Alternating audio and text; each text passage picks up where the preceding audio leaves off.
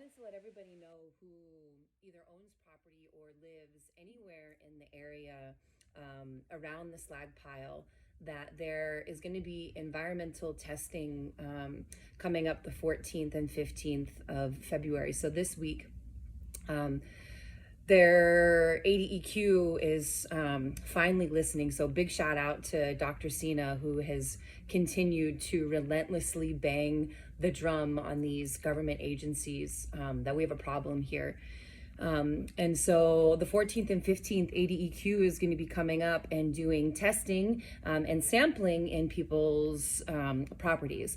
And so there's a consent form that I have that if you're interested in having your property tested, there's no charge for it. You can get a hold of me and I can either get you a hard copy or I can give you a copy by email. But it says that the sampling is a part of ongoing environmental investigations being conducted to determine whether heavy metals are being detected above background levels in the soils in the area. ADEQ will work with the owner tenant to ensure the work is conducted in a manner that will not disrupt or interfere with the current use. So we know that there's been a lot of the dust spreading and contaminating neighborhood properties and parks and the rec center and all that good stuff. The question is does it pose a toxicity that is in levels higher than what is naturally present? So toxins, heavy metals are naturally present in basically all soils, but in very, very, very, very minuscule amounts. So they know what the background levels are for our area, and they're gonna do the testing to see if we are above background levels. So this is a really exciting development because they have only been wanting to look at air quality, and air quality is kind of like, yes, air quality is good, but air quality only looks at very specific heavy metals. There's a lot of heavy metals that they don't deal with. They use national ambient air quality standards, which are for like native dust. National ambient air quality standards don't look at like mining waste, which is what this is. That's filled with these heavy metals, and there's even uranium in it, so it's radioactive. We know that they put sulfuric acid. So if you've ever seen any of the big sulfur piles around here, they would add sulfuric acid to the iron ore before they would smelt it, is my understanding, because the sulfuric acid would help to release the metals, and they would get more metals out of the material. And so what's left over, the slag, we believe also still has that sulfuric acid in it, which is why people's lungs burn when they inhale it.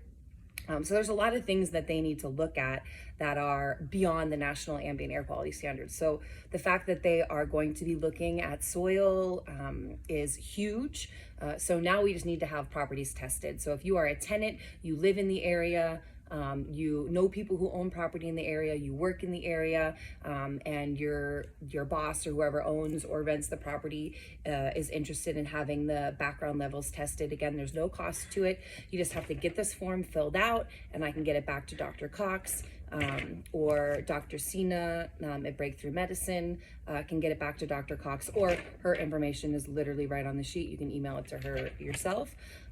So excellent opportunity. If you're interested, let me know, and I'll attach an email when I send this out, and you can just simply email me or text me, and I can get you the form pretty quick. So congratulations to us. Big shout out to Dr. Sina for her continued efforts behind the scene of going hard after these government agencies to make sure that they do the right thing.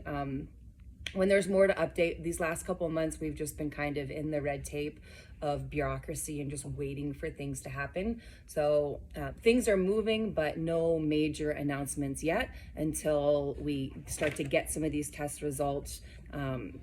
We get further along in the process, we'll know more, and then I'll be able to update you more. So let's get tested.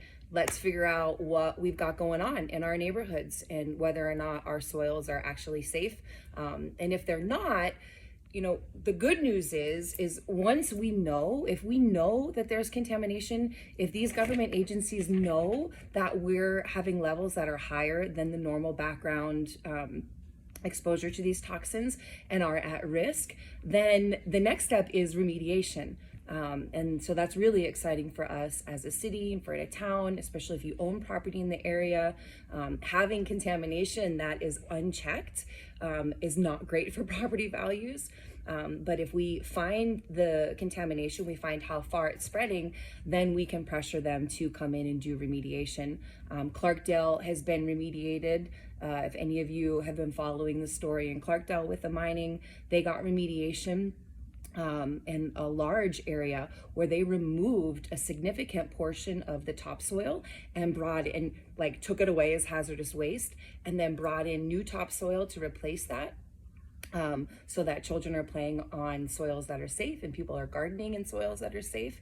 And so we have the opportunity, if we're finding contamination in our soils, to then petition for remediation. And so this is a really important first step so that we know exactly what we are dealing with, and we don't have to pay for the testing. So for a really long time, it looked like we were the ones that were going to have to foot the bill on this because nobody from the government was responding positively. So this is a huge opportunity for us. If you're going to get your own stuff tested, you're looking at $5,000-$10,000 and up. I've heard of environmental testing all the way into the $30,000-$40,000 range per resident. So this is a really great opportunity for us. So if you live in the area, or you work in the area, or you have contacts in the area where they rent or own, send them my way.